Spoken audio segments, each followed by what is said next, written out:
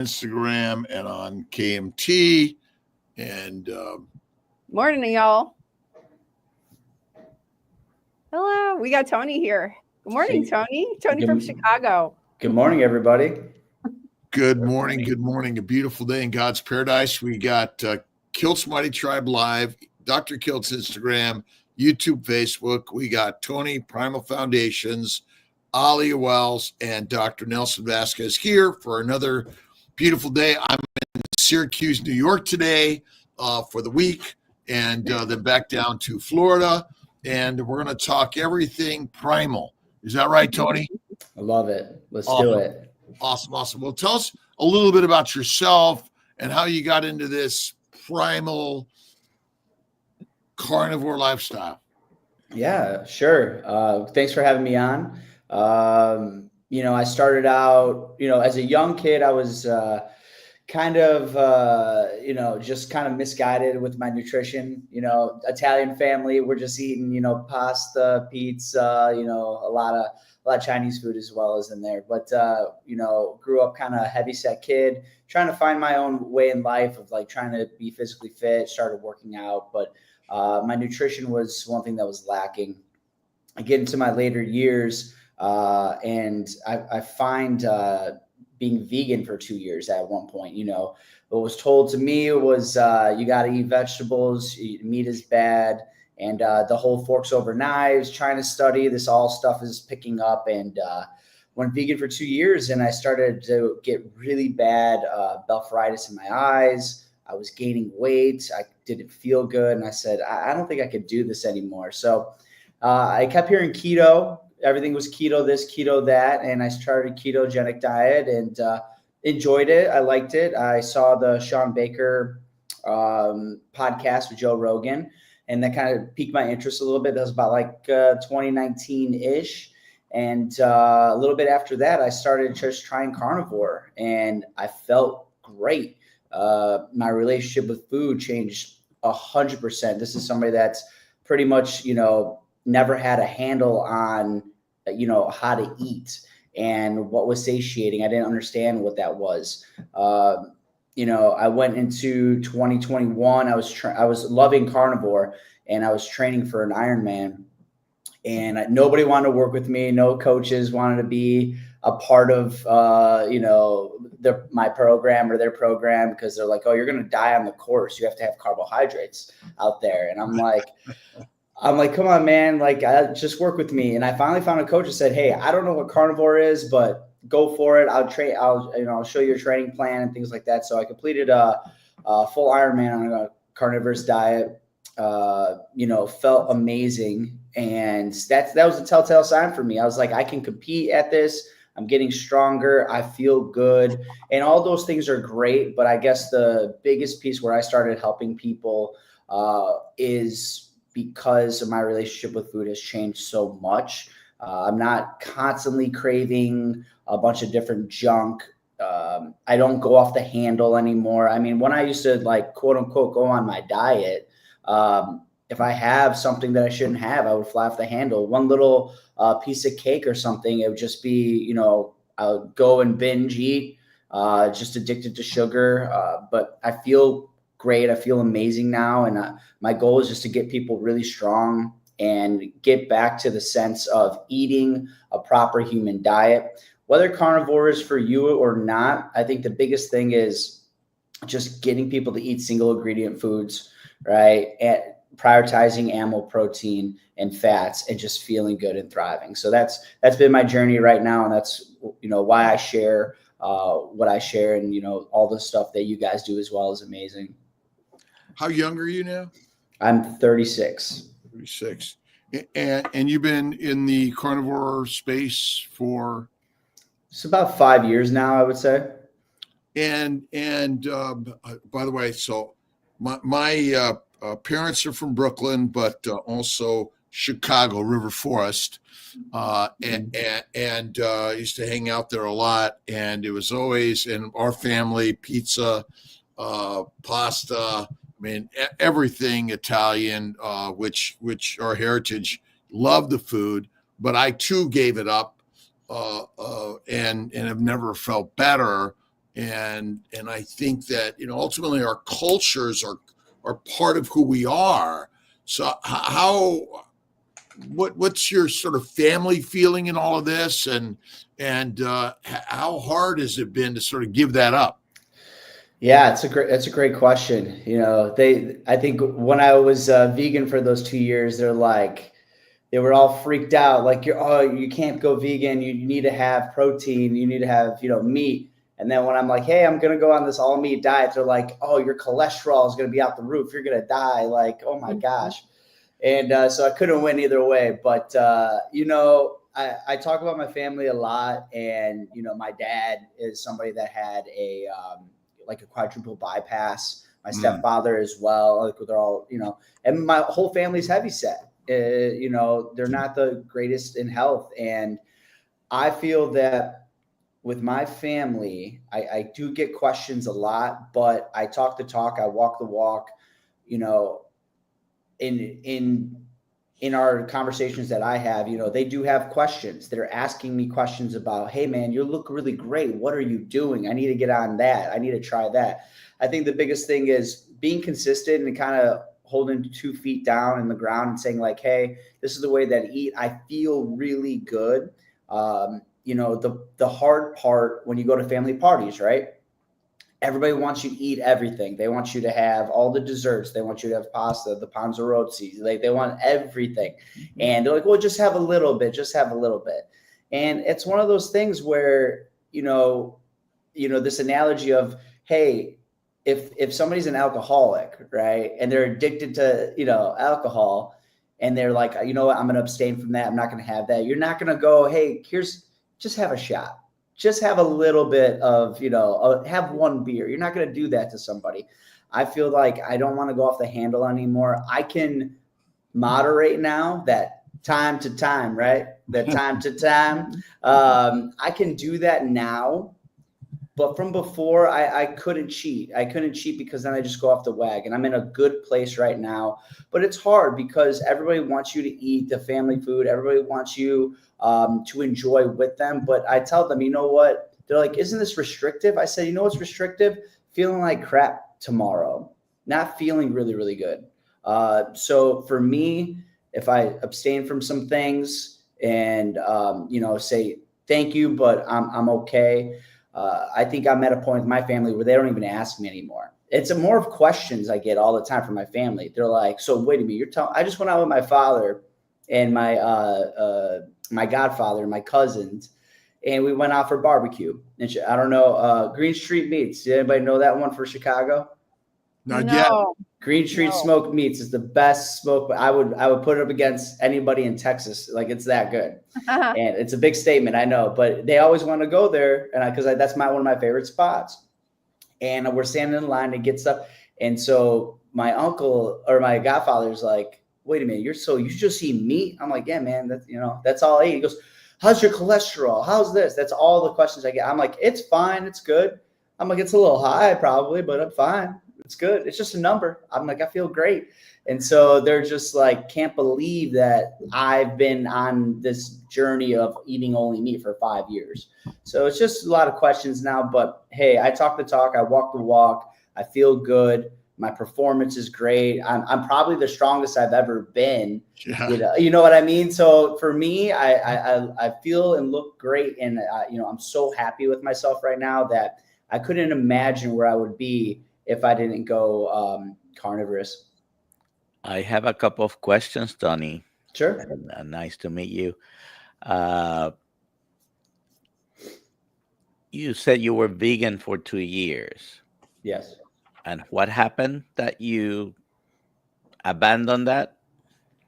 So when I started out, I'm going to be 100% honest. I started feeling good. I was like, oh, I feel kind of great. This must be the way to go.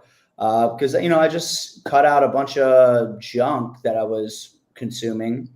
And after a couple years, I started getting blepharitis in my eyes. And it's just like styes in my eyes. And I couldn't figure out what was going on. I was never satiated. My grocery bill, you think people say carnivore is expensive? Try being athletic and trying to eat, bowls. I'm talking bowls of spinach, quinoa, black beans. And I was just, my gut was so jacked up. How many times a day were you eating? Dude, like 3 or 4 times a day, easily. And I mean, my grocery bills were out of control. It was a lot of work, a lot of eating, a lot of I was irritable.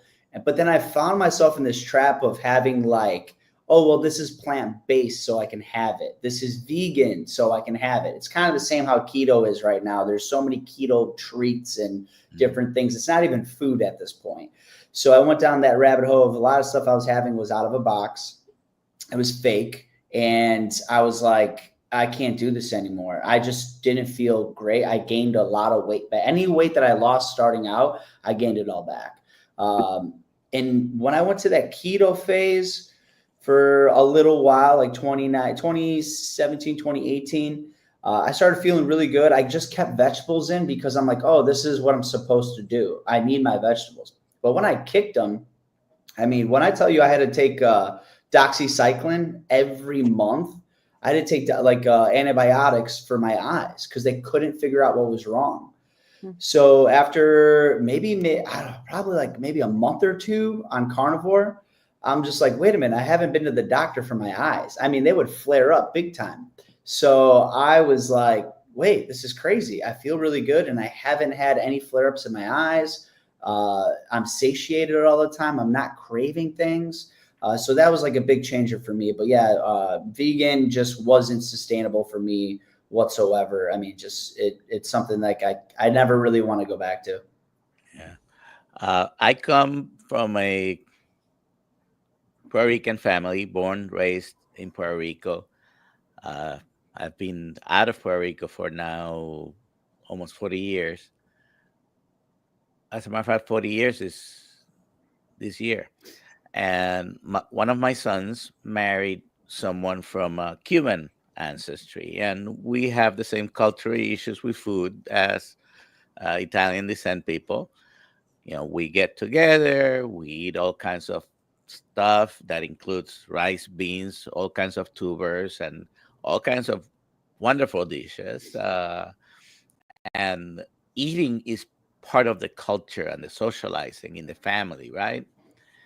So now I've gone through 2 Thanksgivings, 2 Christmas, 3 birthdays with a different pattern of eating. And, the family knows, and we get in big family gatherings sometimes. You've been doing that now for about almost 5 years, is that? Yes. So what do they still say? I mean, are there any family members still say, no, you shouldn't do that? I mean, a little bit, I get the question. The biggest thing is the cholesterol. Everybody's worried about my cholesterol. I was like, well, nobody really cared when I ate junk, or I had the standard American diet or whatever, but they're all worried about my cholesterol right now, which is, I mean, I understand this is where we're getting into this, like, this just propaganda and this narrative that we've been told over and over and over again. So it's hard for just regular people like that are not in the know to shake that. It's really tough for them. It's like telling somebody to change their religion, so they are worried about me in that sense. I'm reassuring them that I'm fine. And it's just what it is. It's like, you have to just literally walk the walk and talk the talk and stand on your own 2 feet. It is what it is. Nobody's telling me or forcing me to put food in my mouth. That's me, right? I have to take ownership of that. And you have to just say, no, thank you. It's just at the point where they know. The only things that I get from them at this point is like, I'll have a piece of cheese, right? And they'll be like, oh, you could have that? I'm like, yeah, I could have whatever I want. Like, oh, you could have this? I was like, yes, I could have this. It's all good. And again, that time to time piece that every now and again, I went to Japan, right? I was in Japan last summer and I had some things that weren't quote unquote carnivore, but I'm like, I'm going to live my life. I'm going to have a few things. That's fine. But what makes me feel the best is just eating mainly a carnivorous diet. Once a day for me is fantastic. I don't see anything going back. So I get the cholesterol question of, and I get like, what can and can't you eat? But they just know at this point, just because it's just me now. But yeah, Orozco gandules, right? You get a lot of that, huh? Oh, see. How long did you say you've been carnivore? This is 5 years now. I think I've just passed up 5 years. Yeah. Let's see. There's a question on my Instagram feed. I want to lose fat fast. Okay. All right. So this is a great question, but what does fast mean? What is that? I want to be in shape tomorrow. Well, here's the thing. My biggest thing for people is number one, right? You got to get your nutrition in check.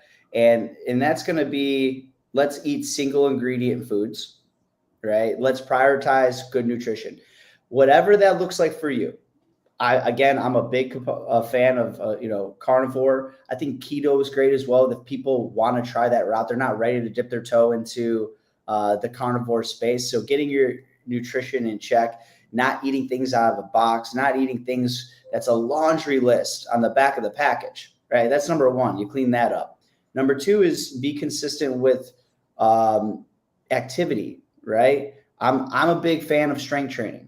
And again, people really think that I'm in the gym 5 hours a day. No, that's not what it is. It's consistency.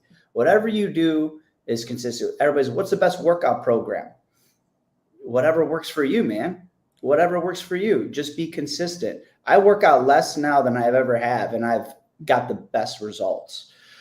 So whatever you are choosing to do, I think strength training is a big piece. I think a few days a week, strength training.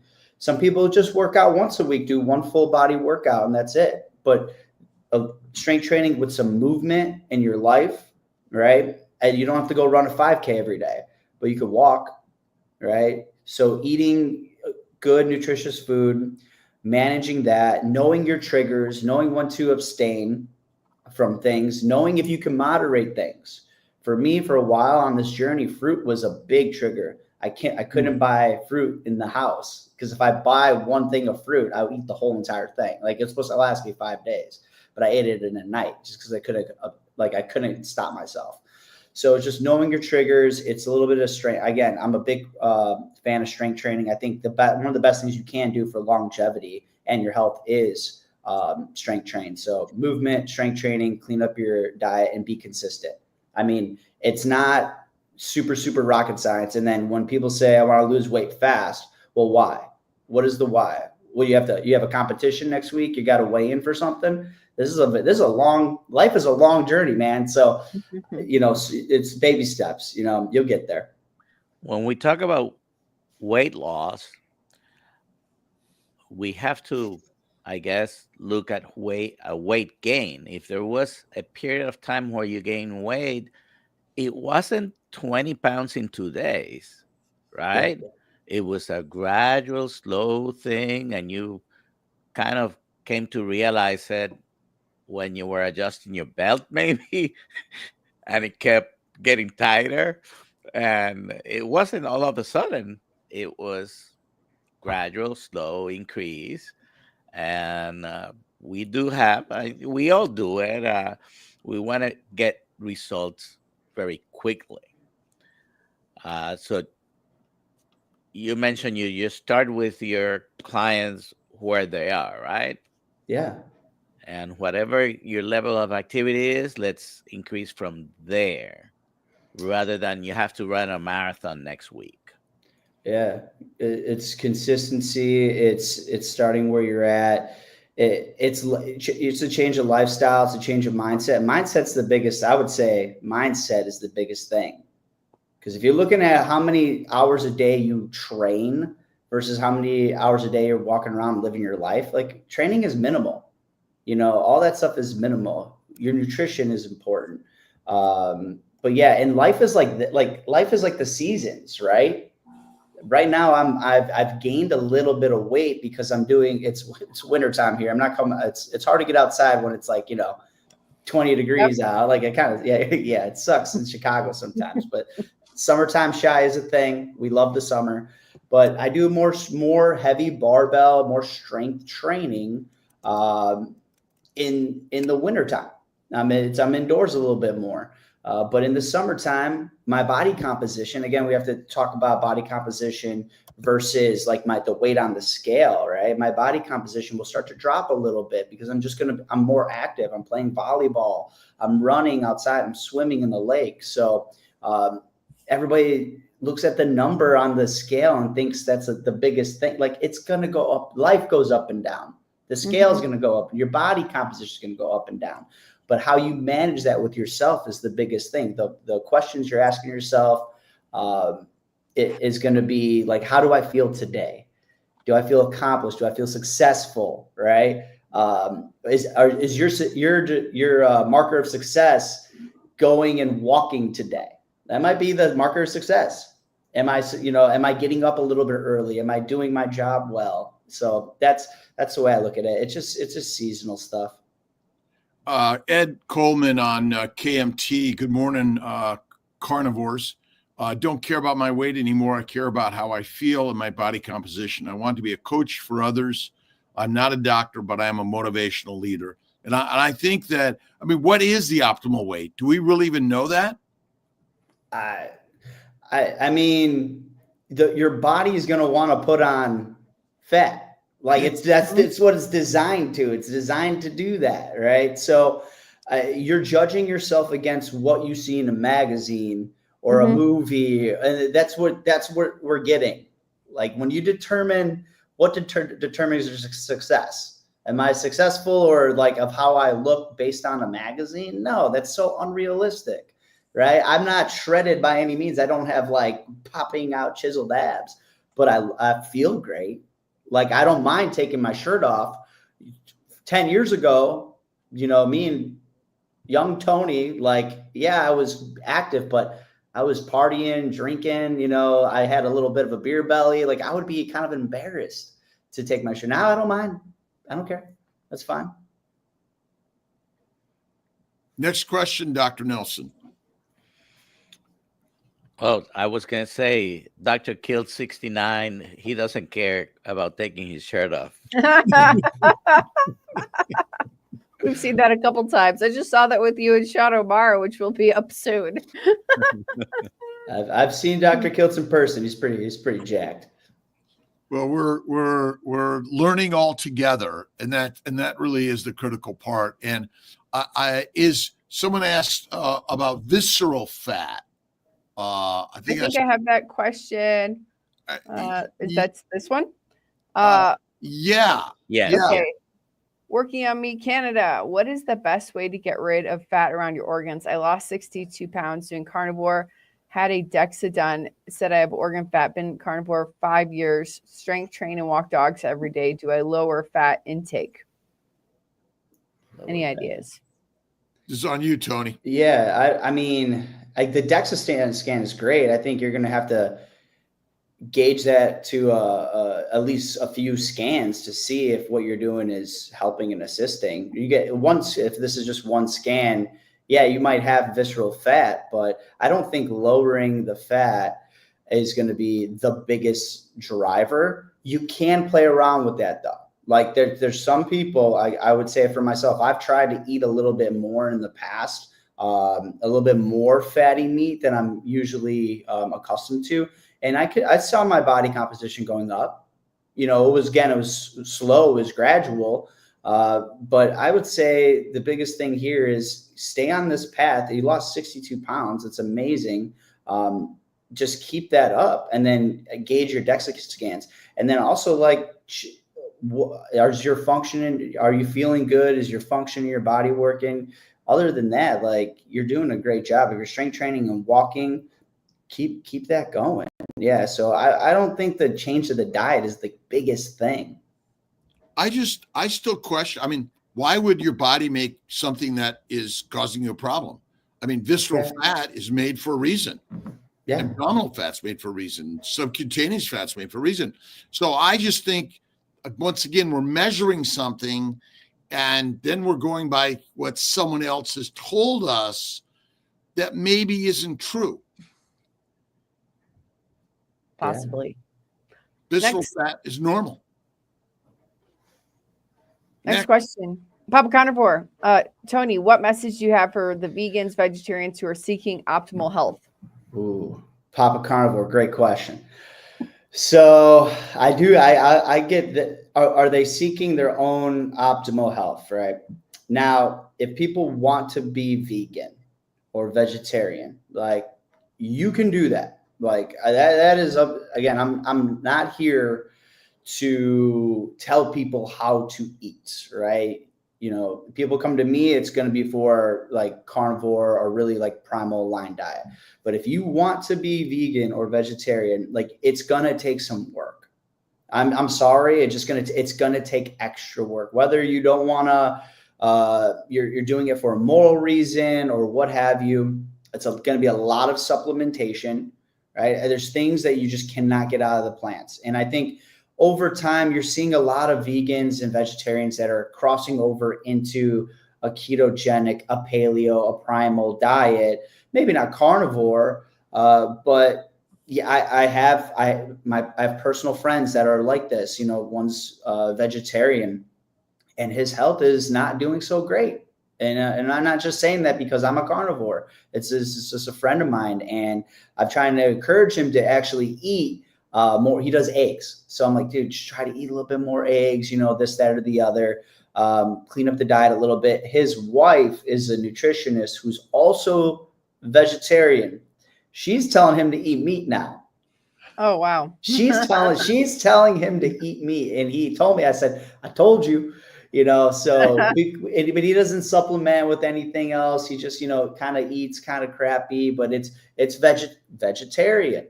Mm-hmm. You know, so I think you can only help people that want to be helped, right? If again, there's some we have to be honest, like, there's some people who are vegan or vegetarian that, you know, they supplement, they feel good, no problems, like, okay, great, you know, but if something starts to change, you might have to look at that nutrition. So I would say for people that are vegan or vegetarian, you can do it. You're going to have to supplement. Just really, if you want to cover all of your bases, if you're not going to eat animal products, you're going to have to supplement with something. Yeah, you have to make an effort, and it's not a little thing. If you want to stay healthy while you're vegetarian, vegan, you do have to supplement a few things that are not going to be found in the plants. We have a question by Brian Fly Fisherman Dish.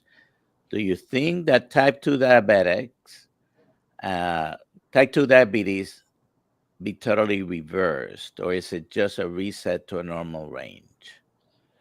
This is out of my wheelhouse. That's you guys. That's all you. Throw it out there, Tony. What do you think? Yeah, so here's what I look at. I look at people that have Healing for Humanity, for example, right? Healing for Humanity. Carrie Mann. I was at that meetup, and there's people at the meetup that were talking about how they don't take insulin anymore, right? Or that they've got at least their insulin or blood glucose level in check, like the A1C. There are people out there that have just totally kicked that and have said in their personal stories that they've reversed their type 2 diabetes. They're off insulin. I am very hip to believe them, right? Just based off their stories and their journeys. I'm not a medical doctor. I can't, make those like complete statements of like, yes, yeah, it's 100%. But from the stories that people are sharing that they have tried everything, right? But they go to a carnivorous diet and boom, gone. Right? They don't have it anymore. It's reversed. So I'm pretty hip to believe that it can be. Again, I'm not a medical doctor, but there are stories out there. There are people out there, and that's why people share stories. This is why people do podcasts. This is why people get on live streams to share these stories. So I would say yes. But again, I'm not a medical doctor. Well, there are three words that are used: remission, reversal, and cure. Now, I'm not going to use the word cure because that could get me into big trouble. What word, doctor? Cure. Now, but remission, there are definitions about remission and reversal. Okay. Diabetic for 28 years or 29. I am not diabetic anymore. Okay. I have completely reversed what I had diabetes. My fasting blood sugar, just a minute before we went online here, was 82, I think. It was 84 yesterday. It has been definitely under 100 for a while. And I have reversed hypertension completely as well. Those are the two major things. I have reversed like several things. Yes, you can do it. Nowadays,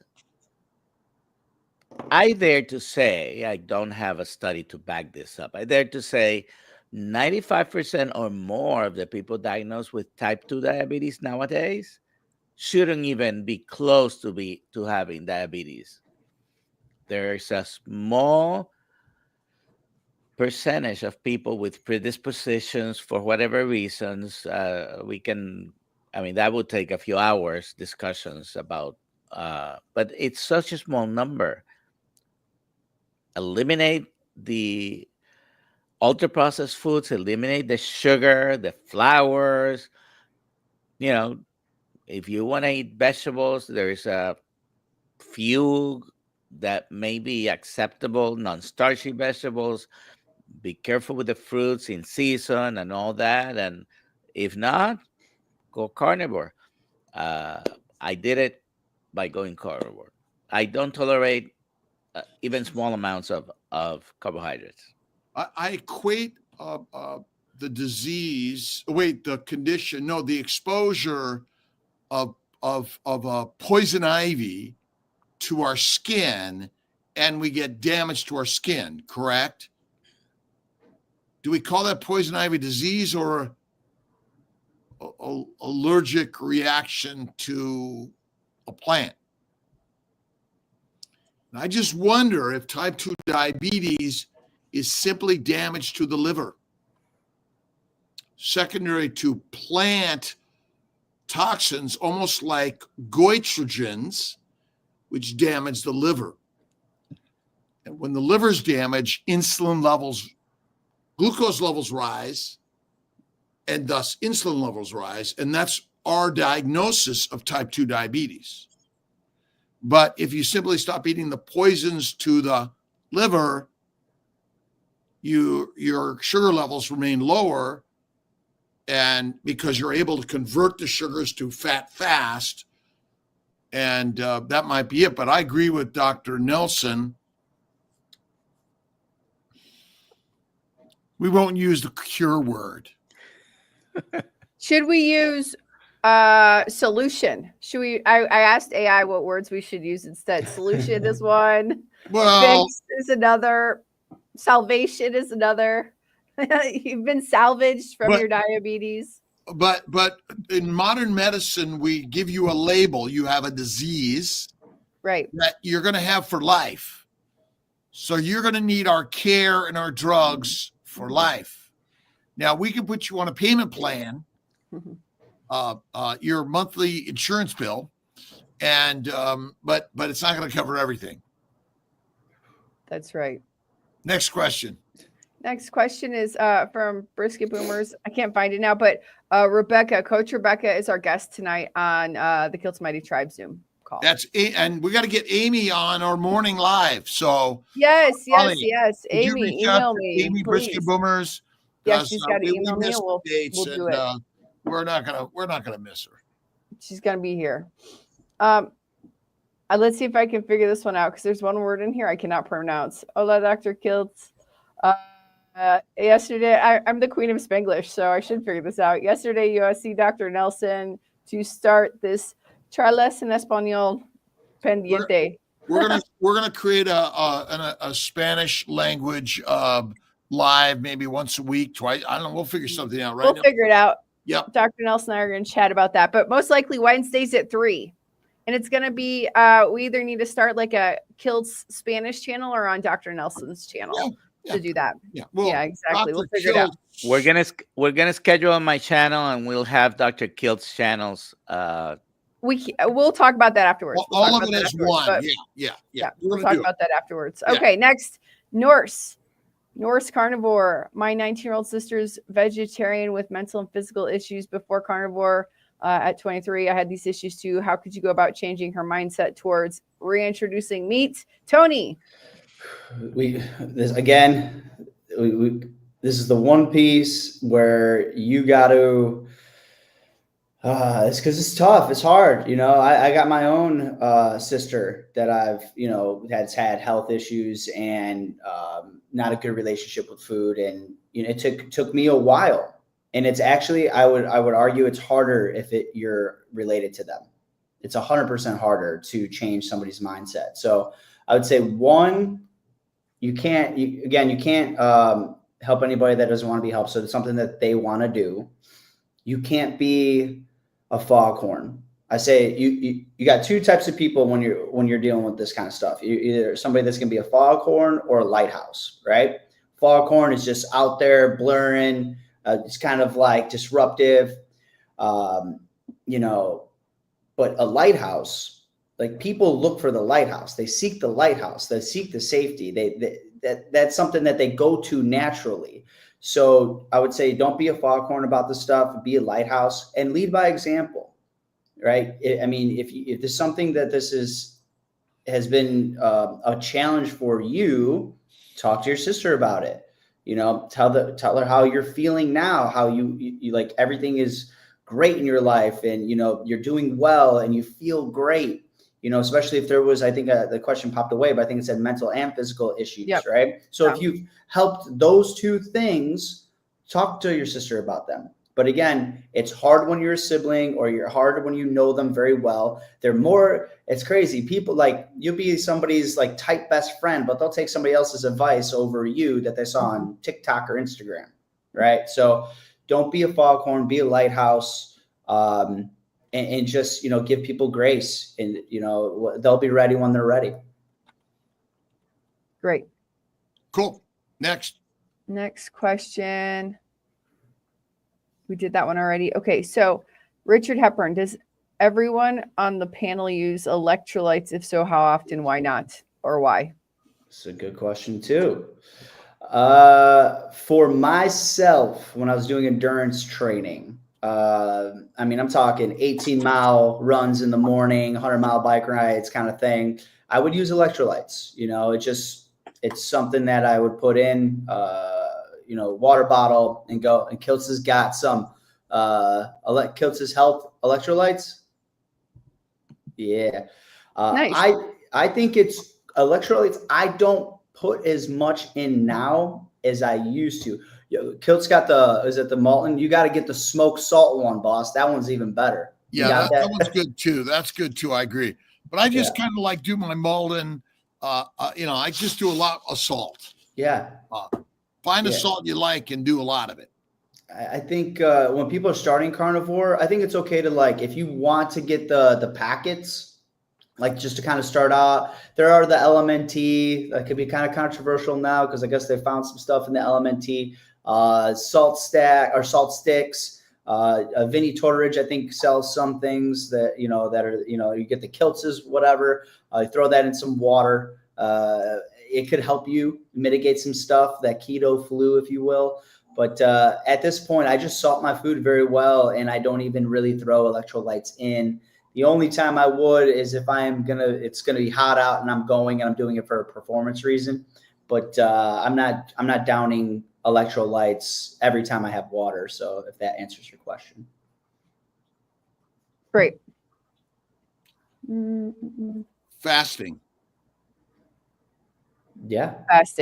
Fasting, Tony. So I've played around with this a lot, actually. I've gone on like a 4-day fast. I used to do it a little more often, but I found myself, I'm more of a 1 meal a day person, sometimes 2 meals a day, smaller. Just it depends on my schedule for the day. And that's a thing about carnivore in this lifestyle. You eat when you're able to eat. You know, if I'm somewhere and I'm supposed to be eating right now and the food is not something I like, I say, okay, I'm good. I've talked to you before about this. This is a superpower for people. If you've done some fasting in your life, right?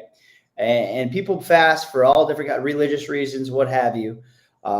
It's at first it could be hard, it could be difficult, but you get through it, and you're put in that position where it's nothing but junk.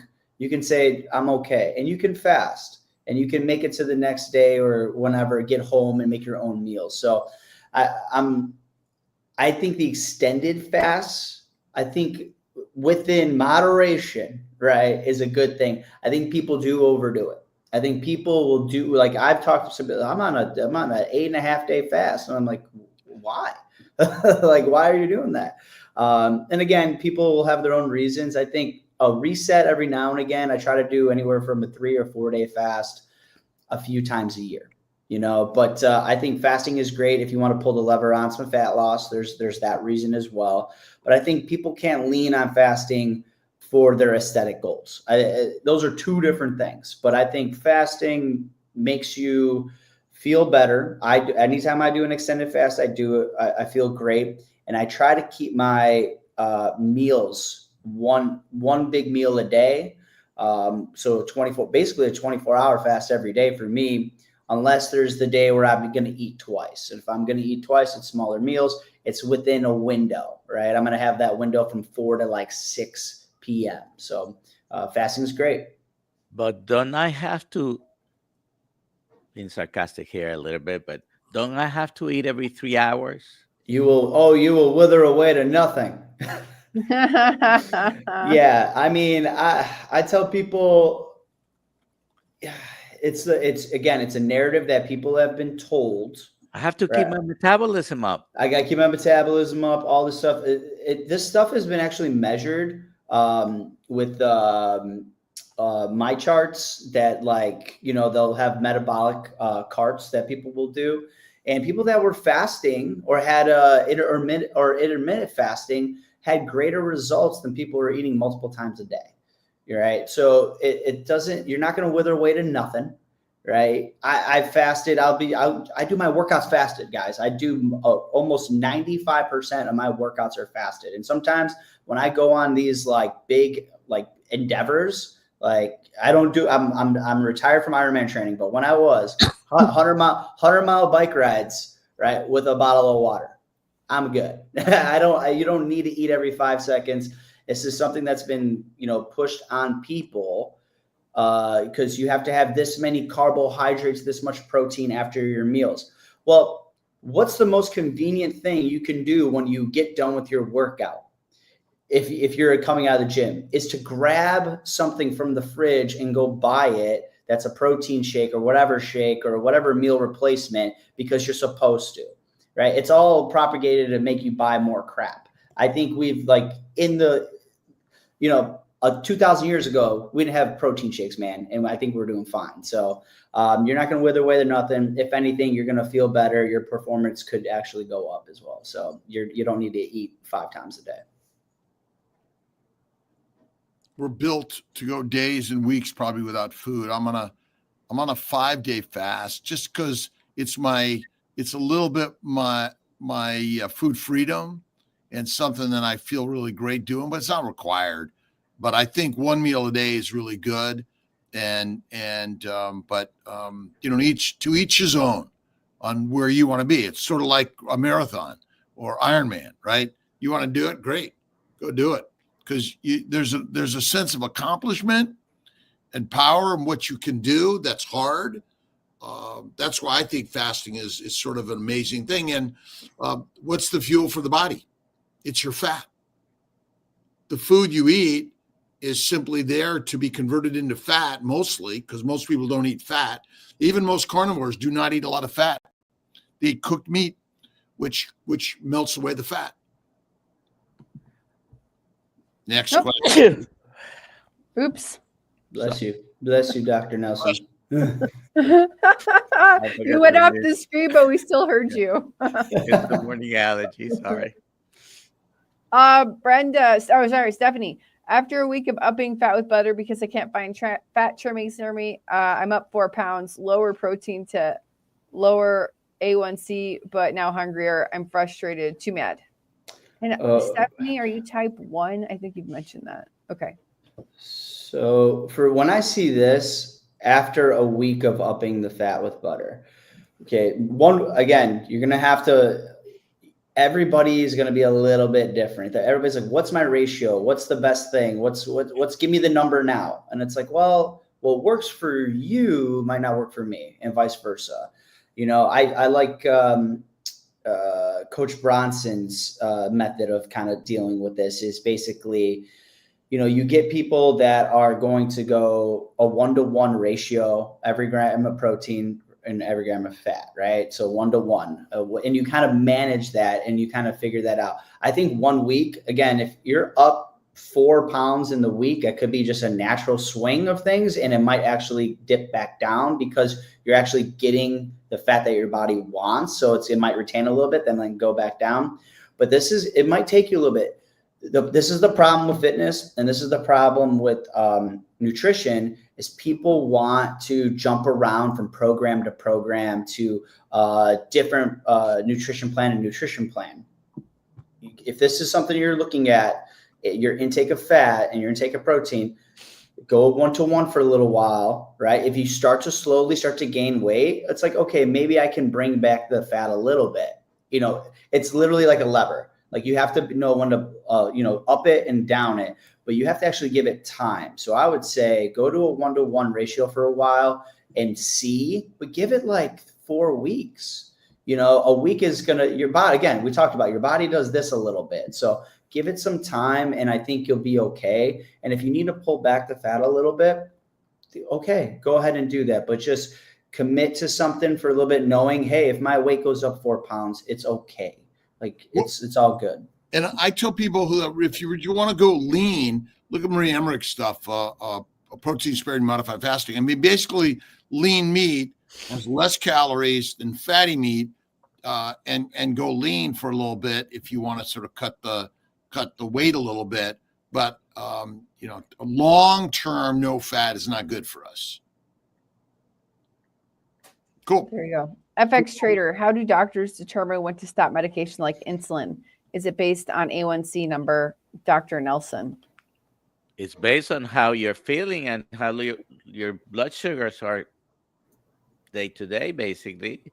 You start having hypoglycemic episodes, you're using too much insulin. And we want to keep it under certain control, but it has to be something individualized. You need to have a little plan, which your doctor can discuss with you. You don't have to be able to call your doctor at 3 a.m. because your blood sugar may be low at that time. You can plan ahead with your provider, giving you some guidelines on how to manage the ups and downs. But basically, an A1C is going to reflect your average blood sugar for 2 to 3 months.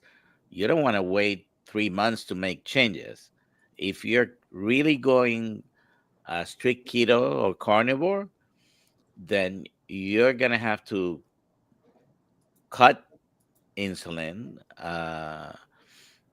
both long-acting and short-acting. So, because your sugars are going to get better. Even though last year we had an article that red meat causes diabetes, and all I see is people that are doing strict keto or carnivore reversing diabetes. So, but I don't know, New York Times or whoever was that published the article based on a long epidemiological study that counted lasagna as meat, which it does have some meat. Very little. Well, but it also is lean meat anyway. Yeah. It's all lean meat, but you're right, a ton of plant products. Can electrolytes disturb heart rhythm? I think that's a Dr. Nelson or Dr. Kilt's question. Our body regulates the electrolytes pretty tightly, and having a little bit more salt or less salt, it's not going to make any significant changes. The answer is yes. Excess amounts of potassium, magnesium, sodium could affect your heart rhythm, but if you're just salting your food to taste, you're taking some magnesium, because I take magnesium every day.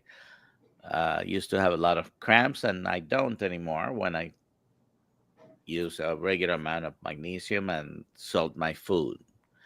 I put a little bit of salt in water as well. But we're not recommending exactly huge amounts of electrolytes. Okay, good.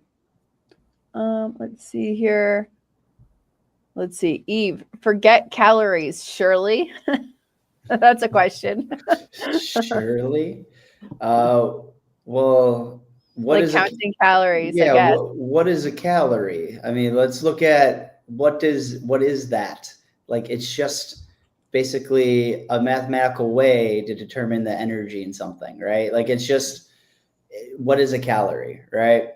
And not to say calories don't mean anything. Like, I also have to put that on the table. It's not like a free for all. Like, well, calories don't matter. I think, okay, we have to like look at a certain things, but what is in the calorie that you are consuming, right? There's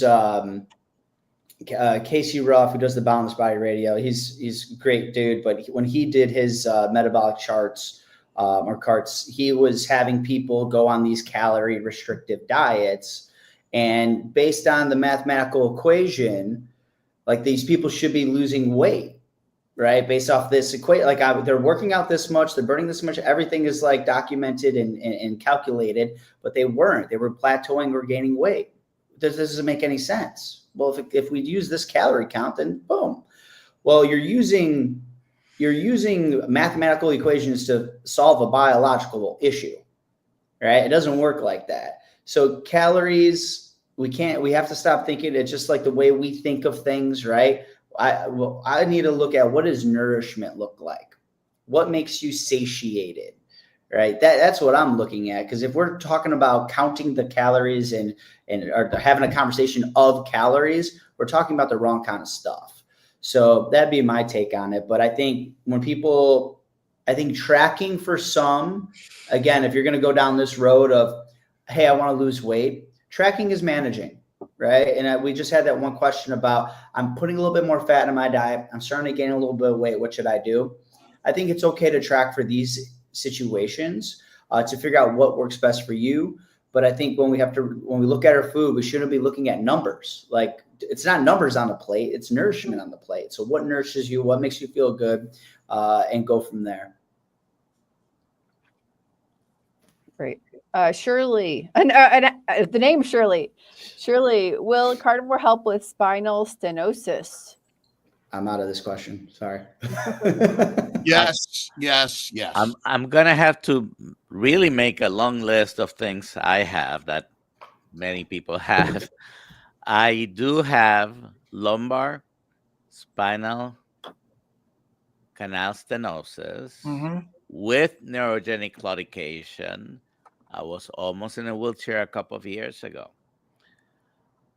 Going carnivore has not changed the structural damage that was there, but I have no pain. I'm able to walk, I'm able to stand. A few years ago, I wouldn't, we went to spent some time with Dr. Kiltz and Alia in Texas, right? I was standing all Yeah. day and all night, and you know, I would not have been able to do that a couple of years ago. So it improves the symptoms that I get from it. I rarely get any sciatic nerve pain.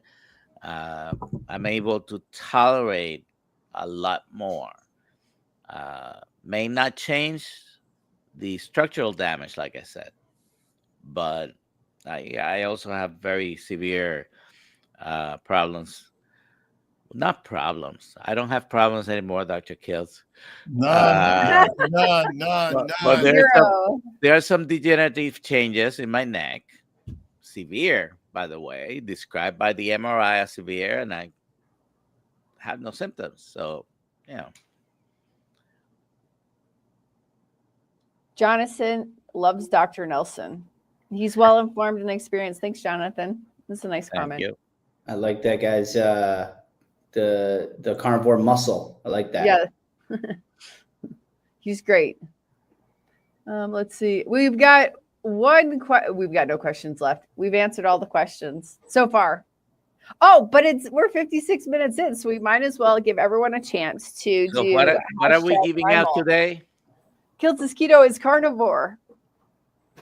Yay! Get your copy by putting hashtag primal into the chat. You got like 1 second left while I work out how to put this up on the screen. Here we go. Where can people find you, Tony? They can find me at a few places. My website, primalfoundations.com. And there they can, there's some kettlebell workout programs that I have for people, beginner and advanced. They can sign up a free consultation. I tell everybody, just if you are interested in any of this stuff, just sign up for it's free 30 minutes. I don't charge anything. I love talking about this stuff with people and just, awesome. helping people just kind of find a little bit of a path. I'm on Instagram at Tony_Primal Foundations. I do have a YouTube channel as well, Primal Foundations podcast and the Let's Talk Strength podcast. So we're out there, we're just doing good work or attempting to. So awesome. That's great. I have to put this up really quick because sorry, Dr. Nelson, JJ Questiverse. I don't know how to pronounce this, but I've heard it's ankylosing spondylitis. But like it's the worst thing ever, right? Okay, name a disease. Just name a disease. Any disease. Yeah. Carnivore will significantly reduce your pain, symptoms, problems, if not cure. Or what was your word, Dr. Nelson?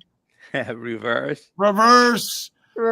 And because they're all caused by exposure to the antigens, chemicals, sugars, and fermentation of the plants in your body. So it really is like, yeah. How about beef liver, Tony?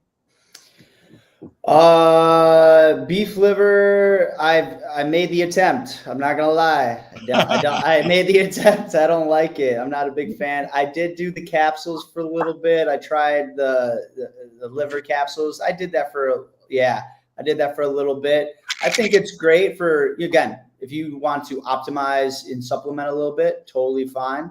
But I'd rather do the beef liver pill than the actual beef liver. I'm sorry. Yeah, Kiltz Health has both organ meats and liver supplements, electrolytes. And if you read Meat 3 Times a Day by F.J. Schlink, back in 1946, it was published, just adding meat and organ meats to your center stage of your meal will significantly improve people's health if you're not in the keto, paleo, or carnivore lifestyle yet, but just doing that seems to really be a value and benefit.